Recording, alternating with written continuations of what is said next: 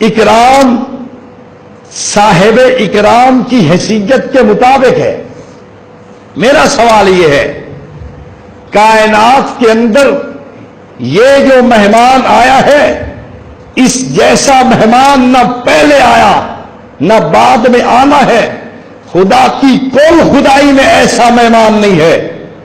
خدا کی پوری سلطنت میں ایسا عظیم الشان، ایسی سطوت و شوکت اور شان والا، عزت و مقام والا، رتبے اور رفعت والا، مرتبے اور بلندی والا کوئی مہمان نہیں ہے جو کائنات پہ آئے.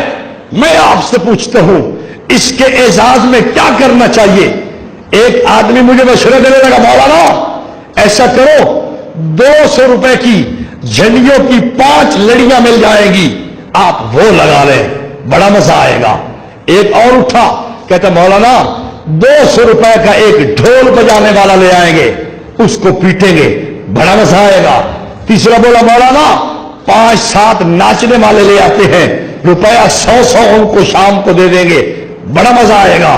چوتھا بولا مولانا 200 روپے کی بوندی مٹر لے آتے ہیں، پھیکی پھلیاں لے آتے ہیں، میٹھی پھلیاں لے آتے ہیں، تباشے مکھانے ریبڑیاں تے ٹانگریاں ایو شیاں لے آنے ہیں، یہ تقسیم کر دیں گے. میں نے کہا اور ایک اور کھڑا تھا، اس نے کہا ملک کی بجلی چوری کر کے پورے راستے روشن کر دیتے ہیں. اتنا عظیم الشان مہمان آئے تو اس کے اکرام کے لیے پورے ملک کی بجلی چوری کرو، لائٹنگ کرو، گلیاں سجا دو. میں نے کہا اچھا. ایک اور آیا، کہتا ہے بس آج وقت ہو جاؤ، آج نماز کی چھٹی کرو، آج تلاوت کی چھٹی کرو، آج خدا کے سامنے چھکنے کی ضرورت نہیں. کیوں؟ اتنا بڑا مہمان آیا، استقبال کریں گے، بھاگیں گے، دوڑیں گے، ادھر جا ادھر جا. میں نے کہا اچھا، بڑی سوچ ہے یار تمہاری. میں حیران ہو گیا کہ واقعہ تم نے اپنی حیثیت کے مطابق صحیح سوچا ہے، اس لیے کہ عقل تو لوٹے میں چلی گئی، اب پیچھے تو ہے کچھ نہیں. اب یہی ریوڑیاں ہی نظر آئیں گی تمہیں، اب یہی مکھانے اور تپاشے ہی نظر آئیں گے، اب یہی جلیبیاں اور بوندی اور مٹر ہی نظر آئے گی، اب یہ بجلی چوری نظر آئے گی، اب ناچ اور ڈھول ہی نظر آئے گا، اب یہ جھنڈیاں اور جھنڈے نظر آئیں گے. میں نے کہا توجہ رکھ، میں بات دلیل سے کرتا ہوں، میں تیری بات کو رد نہیں کرتا. میں وہ اکرام چاہتا ہوں. آج تک زمین کے باشندوں نے مہمان کا اتنا اعزاز نہ کیا ہو، اتنا اکرام نہ کیا ہو، اتنی بڑی اس کی عزت افزائی نہ کی ہو. میں وہ اکرام چاہتا ہوں. یہ جھنڈیاں تو اپنی شادی پہ لگاتا ہے، یہ جھنڈیاں 14 اگست پہ لگتی ہے، جھنڈے ملک کے بننے کے جشن میں لگتے ہیں، ڈھول بھی تم پیٹتے ہو اپنی شادی پہ، ناچ بھی تم اپنی شادی پہ کرتے ہو، گھر کا سجانا بھی شادی پہ ہوتا ہے، گھر کو روشن بھی شادی پہ کر لیتے ہو. مجھے کوئی ایسا کام بتاؤ جو اس مہمان کے شایان شان ہو. یہ سارے کام آج دنیا کے شایان شان تھے، مجھے نبوت کے شایان شان کام چاہیے. تو میں نے کہا پھر میں تجھے رستہ بتاتا ہوں. اگر تیری عقل نہیں لوٹے میں چلی گئی، لیکن میں صاحب عقل ہوں. میں ان صاحب عقلاء اور عقل و دانش لوگوں کی جوتیاں اٹھانے والا ہوں جن کے پاس واقعتاً علم بھی ہے، فہم بھی ہے، تقویٰ بھی ہے، سوچ بھی ہے، نظر و فکر بھی ہے. آؤ ان سے پوچھتے ہیں کیا کریں. ہم چلے گئے حضرات اکابر دیوبند کے پاس. انہوں نے کہا نہیں پریشان نہیں ہونا. اس دور پر ایک صرف گروہ ہمیں نظر آتا ہے جو صحیح رہنمائی کر سکتا ہے، جو صحیح ہماری مشکل کشائی کر سکتا ہے، صحیح ہماری حاجت روائی کر سکتا ہے، وہ طبقہ صحابہ کا ہے. ہم ان سے پوچھتے ہیں. اتنا عظیم الشان مہمان آیا، رفیع المرتبت آیا، عظیم القدر آیا، شان و مقام والا آیا، تم نے کیا کیا؟ ٹھیک ہے جی چلے گئے، دستک دی، صحابہ باہر تشریف لے آئے. حضرات ہم حاضر ہوئے ہیں، اتنا بڑا مہمان آیا.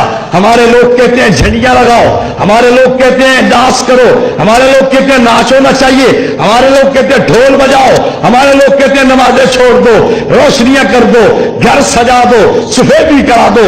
آپ بتائیں اتنا عظیم المرتبت انسان، کائنات کا سردار، دلہا، پوری کائنات کا رئیس اور سردار آیا ہے، آپ نے کیا کیا؟ انہوں نے کہا مولانا ہم نے کچھ نہیں کیا، مولوی صاحب ہم نے یہ نہیں کیا. میں نے کہا نہیں کچھ تو آپ نے کیا ہوگا. انہوں نے کہا ہم نے وہ کیا جو اس کے شیان شان تھا, اور رب کی دھرتی پہ اتنا بڑا استقبال, اعزاز, اکرام, تکریم اور اعزاز نہیں ہوا. میں نے کہا وہ کیا تھا؟ فرمانے لگے ہم نے نبوت کو دل دے دیا ہے. لیکن شیطان نے کہا تم نہ کرنا. شیطان بھی تو کھڑا تھا نا, اس نے کہا تم نے نہیں دینا دل. کیوں؟ اگر دل دے دیا تو پھر تمہارا یہ تو کام رہ جائے گا. اگر دل دے بیٹھے تو پھر لباس سنت کے مطابق, پھر بال سنت کے مطابق, پھر چال ڈھال سنت کے مطابق, پھر مونچھیں جو بڑی بڑی موٹر سائیکل کی بریکوں کی طرح رکھی ہوئی ہیں وہ چلی جائے گی. داڑھی بالکل چٹ ہے, پھر یہ بھی رکھنی پڑے گی, اور جو ٹخنے آپ کے ڈھکے ہوئے ہیں یہ بھی ننگے کرنے پڑیں گے, اور جو آپ شریعت کے خلاف چل رہے ہیں یہ ساری باتیں چھوڑنی پڑے گی. بجلی چوری چھوڑ دینی پڑے گی, ڈھول چھوڑنا پڑے گا, ناچ چھوڑنا پڑے گا, فضول خرچی ترک کرنی پڑے گی. پھر آپ کو یہ سارے کام چھوڑ کے حضور کے شان اکرام اور اعزاز کرنا پڑے گا.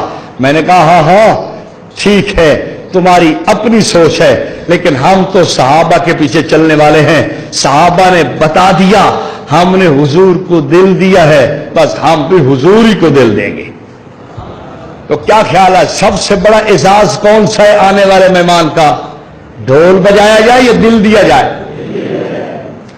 ہم دل دینے والے ہیں, ہم دل دینے والے ہیں, وہ جھنڈیاں لگانے والے ہیں. ہم دل دے کے خوش بیٹھے ہیں, وہ ناچ کے خوش بیٹھے ہیں. ہم دل دے کے اپنے آپ کو بہت بڑا عظیم بندہ سمجھتے ہیں, عظیم امتی سمجھتے ہیں, اور وہ ڈھول پیٹ کے اپنا سر فخر سے بلند کیے بیٹھا ہے. ہم حضور صلی اللہ علیہ وسلم کے لیے اپنا دل نچھاور کرنا سعادت سمجھتے ہیں, وہ بجلی چوری کرنے کو سعادت سمجھتا ہے.